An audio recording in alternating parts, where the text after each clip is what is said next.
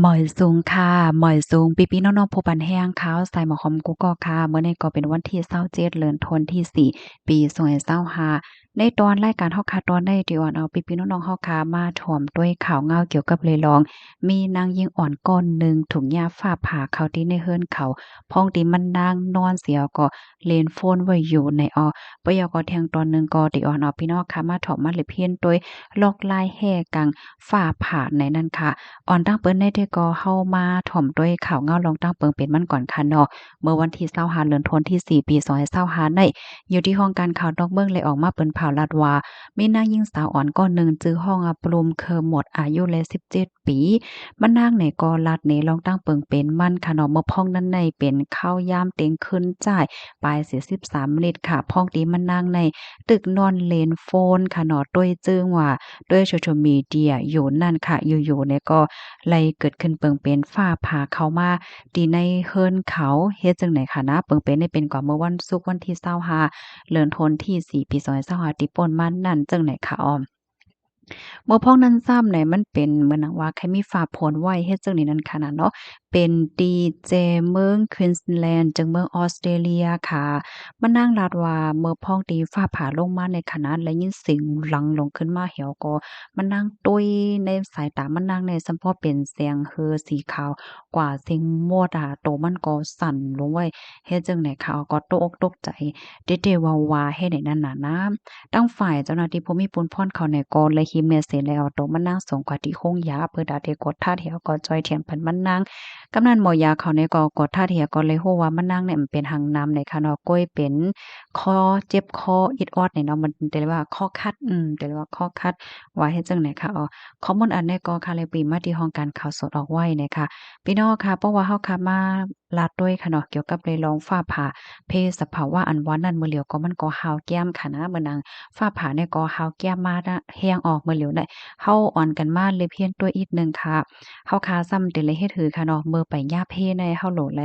โคลอกลายแห่กังมันเสียก่อนน่ะค่ะนะฟ้าผ่าอันว่านั่นมันจำตัวเฮาได้ๆว่ากำนั้นแลอย่าไปไว้เมามังล่าๆเนี่ยค่ะกำนั้นในเมื่อพ้องดีมีอันฟ้างึบเนาะมีฝนเหมือนจังว่าแล้วเดี๋ยวมีฝนตกว่าสังว่าจังได๋ค่ะ ข้อที่1ค่ะเฮาคาคัดใจอยู่ไว้ดีในเฮิรนเนาะอย่าไปอยู่ดีกลางป่างล่าๆเนี่ยเพราะว่าเป็นไรค่ะนะเหมือนจังหนังพี่น้องค่ะที่เฮ็ดนาว่าสว่างจังไหนก็ไฮไลเตอร์สติละไฮไลเตอร์สติเนี่ยค่ะฟ้าอันว่าในมันได้ผ่าลงมาใส่ก้นที่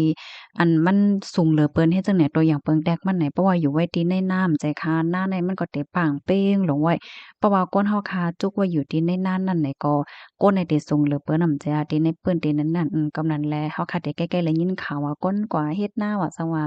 หญ้าฟ้าผ่าจั่งซี้เฮ็ดให้คะเนาะอันนี้ก็ไฮไลเตอร์สติบ่เป็นไรได้ก็อยู่ไว้ที่ในเฮิรนอันนั้นก็เฮิรนตึกว่าซังว่าจั่งใดเนี่ยค่ะ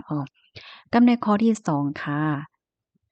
สั่งว่าเฮาหาตีซ่อโฮมอำไลค่ะเนาะเฮาตึงมีไว้อยู่ที่ในนาเพราะว่าเนี่ยจึงให้เฮาคาในนั่งหย่องๆในค่ะนะอำนั้นก็ติเลยว่าจึงให้มันเตรียมที่สุดค่ะมันจึงพี่น้องค่ะหันที่ในแคบหักในเหย้าเห็นไหมคะกับในมาแทงคอ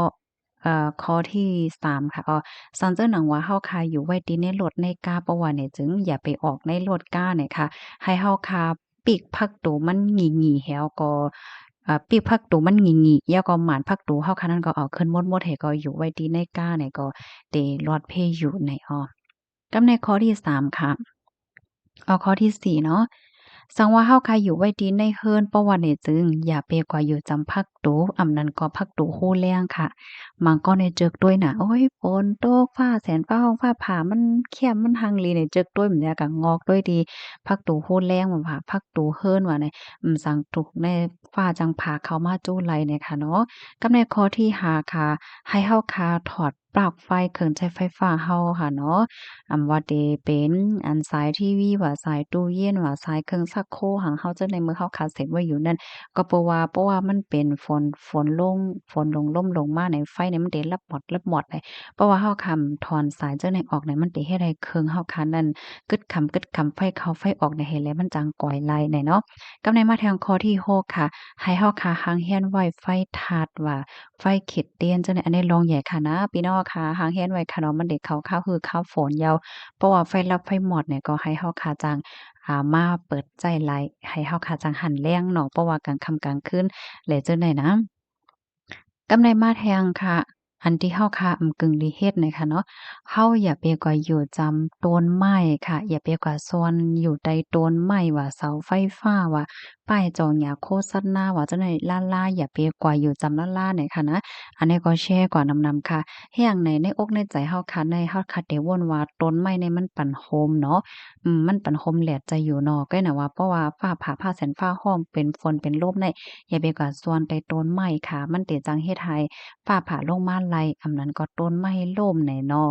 กับในที่สองอันที่เฮาคาเต็มและเฮ็ดในค่ะนะอย่าไปใจฝนเนี่ยค่ะเพราะว่าฟ้าแสนฟ้าร้องฝนตกแหนเฮาเล่นฝนเฮาอยู่ในเรือนก็มันเป็นหังแหนมันเข้ามาใกล้ที่เฮาคาท่อมกว่านั้นอันนั้นก็นอนเล่นฝนอยู่ที่ในเรือนว่านั้นนะมันก็มีลองจังนั้นมายาวนั้นค่ะนะก็ให้หลีกได้ก็อย่าไปเล่นในหลีเลยเสเปิ้นเฮาค่ะไก่เพในไว้เพไว้ก่อนน่ะค่ะเนาะปยก็ อันได้โตค่าค่ะเนาะข้าวใส่หม้อหอมในค่ะได้ปิกเครื่องป้าเถียงลูกก่อนเพราะว่าฟ้าแสนฟ้าคองในค่ะนะโกน่ะในค่ะเนาะอ๋อค่ะ